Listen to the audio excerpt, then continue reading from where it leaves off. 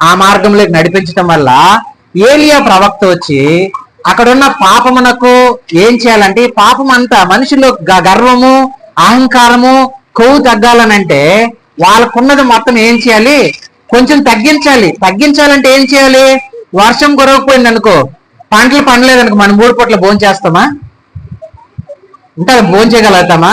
అప్పుడు మనలో ఉన్నది తగ్గి, అప్పటి వరకు జీవము కలిగిన దేవుని వైపు ఉన్న వాళ్ళందరూ కూడా ఎక్కడికి వెళ్ళిపోయినారు, లోకం వైపు తిరిగిపోయి దేవునికి దూరం అయిపోయినప్పుడు అప్పుడు మళ్ళీ ఆయన ఏం చేస్తాడనంటే దేవునికి మళ్ళీ ప్రార్థన చేస్తాడు. ఏమని ఒకసారి చదవండి. అతడు మరలా ప్రార్థన చేయగా ఆకాశం వర్షించును, భూమి తన ఫలం ఇచ్చును. ఎందుకు మరలా ప్రార్థన చేశాడు దేవునికి?